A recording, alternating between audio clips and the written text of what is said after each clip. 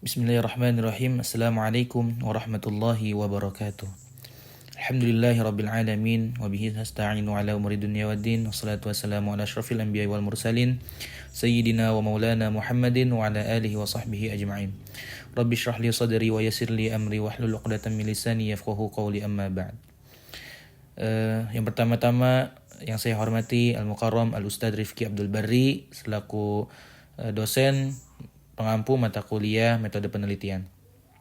Baik, untuk mempersingkat waktu, di sini saya akan menjelaskan mengenai tentang tugas yang diberikan kepada saya pribadi.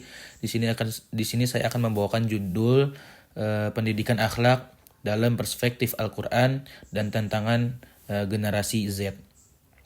Nah, adapun latar belakangnya adalah jadi pendidikan akhlak ini merupakan inti dari ajaran Islam dan menjadi tujuan utama diutusnya Nabi Muhammad SAW, sebagaimana yang sudah ditegaskan nih di dalam hadis Rasulullah SAW, bahwasanya Rasulullah SAW ini diutus untuk menyempurnakan akhlak manusia. Al-Quran ini sebagai sumber utama ajaran Islam memberikan perhatian yang sangat besar terhadap pembinaan akhlak, baik akhlak kepada Allah, sama manusia, maupun terhadap lingkungan. Nah, oleh karena itu, pendidikan akhlak ini tidak dapat dipisahkan dari proses pendidikan Islam secara menyeluruh. Nah, itulah pentingnya pendidikan akhlak. Sampai-sampai Rasulullah pun diutus oleh Allah untuk menyempurnakan akhlak manusia gitu. Lalu slide selanjutnya yaitu identifikasi masalah. Nah, setelah kita baca latar belakang penelitian tadi, maka dapat diidentifikasikan beberapa permasalahan sebagai berikut. Yang pertama, terjadi degradasi akhlak di kalangan generasi Z yang ditandai dengan menurunnya etika pergaulan, komunikasi, dan tanggung jawab sosial. Lalu ada yang kedua, pemahaman generasi Z terhadap nilai-nilai akhlak Al-Quran masih terbatas, sehingga nih belum terinternalisasi secara optimal di dalam perilaku sehari-hari. Terus yang ketiga, pengaruh media digital di dalam media sosial media sosial ini menjadi tantangan serius di dalam pembentukan akhlak generasi Z, baik dari sisi konten, budaya instan maupun gaya hidup. Nah, itulah 3 identifikasi masalah pada pembahasan kali ini. Lalu ada yang namanya pembatasan masalah. Nah, tentunya agar penelitian ini lebih terfokus dan tidak melebar dari pokok pembahasan, maka ada ruang lingkup penelitian dibatasi. Contohnya, atau ada beberapa lah. Yang pertama, penelitian ini hanya membahas konsep pendidikan akhlak di dalam perspektif Al-Quran, tidak mencakup kajian pendidikan akhlak dari sumber lain secara mendalam. Nah, lalu yang kedua, ayat-ayat Al-Quran yang dikaji dibatasi pada ayat-ayat yang berkaitan dengan pendidikan akhlak, seperti akhlak pada Allah, sesama manusia, dan lingkungan gitu. Lalu yang ketiga, penelitian ini memfokuskan pembahasan pada generasi Z, yaitu generasi yang tumbuh dan berkembang di era digital. Nah, itulah pembatasan masalah, sama ada 3 juga. Lalu ada rumusan masalah. Nah, berdasarkan pembatasan masalah di atas nih, maka rumusan masalah penelitian ini adalah sebagai berikut. Yang pertama, jadi bagaimana sih konsep pendidikan akhlak ini di dalam perspektif Al-Quran? Nah, lalu yang kedua, apa saja nilai-nilai akhlak yang ditekankan Al-Quran di dalam pembentukan kepribadian manusia? Lalu apa saja tantangan pendidikan akhlak yang dihadapi generasi Z di era digital? Lalu bagaimana relevansi dan implementasi nilai-nilai akhlak Al-Quran di dalam menghadapi tantangan generasi Z? Nah, setelah rumusan masalah, ada yang namanya tujuan penelitian. Nah, ada yang namanya tujuan umum.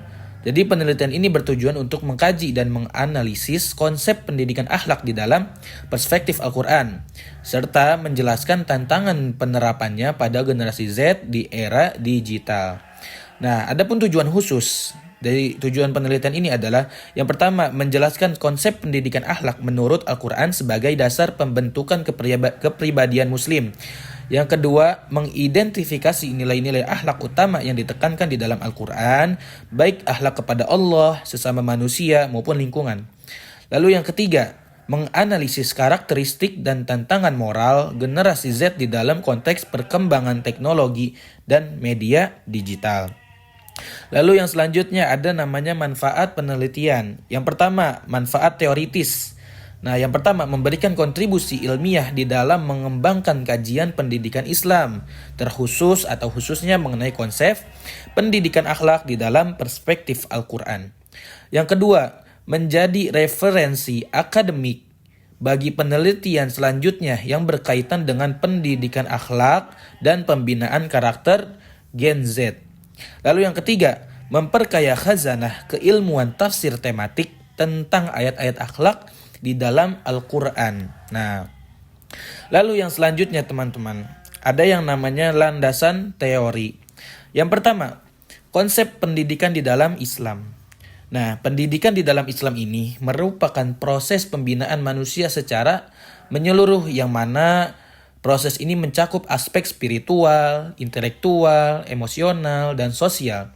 Nah, tujuan utama pendidikan Islam adalah membentuk manusia yang beriman, bertakwa, dan berakhlak mulia.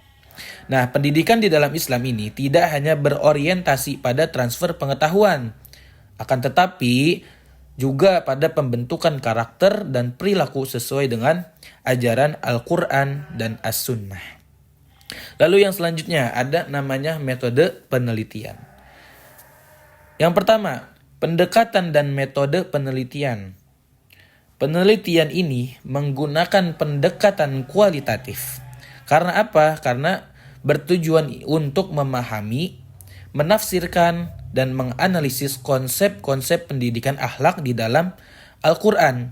Serta relevansinya ini dengan tantangan yang dihadapi oleh Gen Z nih secara mendalam dan kontekstual.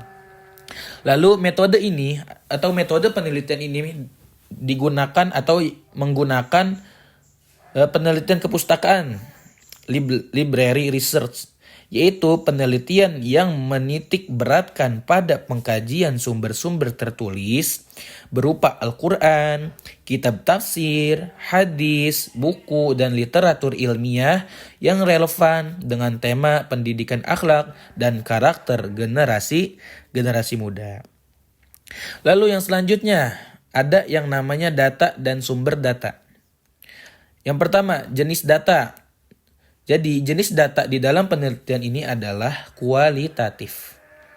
Jadi data yang digunakan atau jenis data yang digunakan dengan pada pembahasan ini atau pada penelitian ini menggunakan data kualitatif yang berupa pertama teks ayat-ayat Al-Quran, lalu ada penafsiran para mufassir, terus konsep dan teori pendidikan akhlak, serta kajian tentang karakter dan tantangan generasi Z.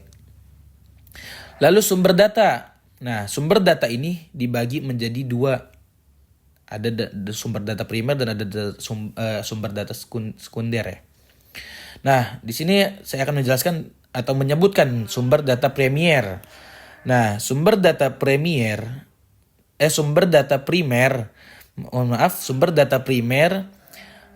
yang pertama adalah Al-Quran dan terjemahannya. Lalu ada kitab-kitab tafsir. Contohnya seperti tafsir Ibnu Katsir, tafsir Al-Qurtubi, tafsir Al-Misbah karyanya Dr. Muhammad Quraisy Shihab. Terus juga literatur utama tentang pendidikan akhlak di dalam Islam. Nah, setelah data dan sumber data, kita lanjut ke pembahasan tentang teknik dan prosedur pengumpulan data.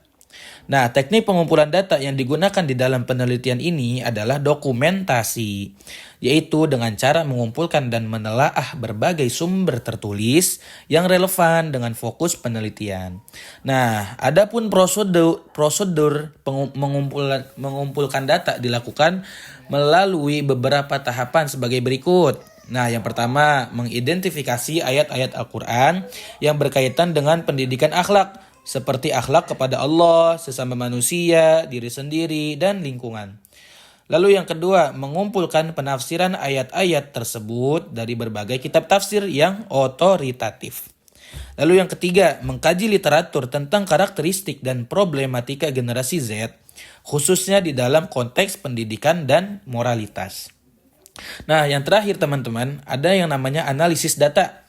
Nah, ini analisis data ini di dalam penelitian menggunakan analisis deskriptif analitis, yaitu dengan cara mendeskripsikan data yang diperoleh, kemudian menganalisisnya secara mendalam untuk menemukan makna, konsep, dan relevansinya dengan permasalahan penelitian. Nah, adapun langkah-langkah analisis data meliputi yang pertama, ada namanya reduksi data. Apa itu reduksi data?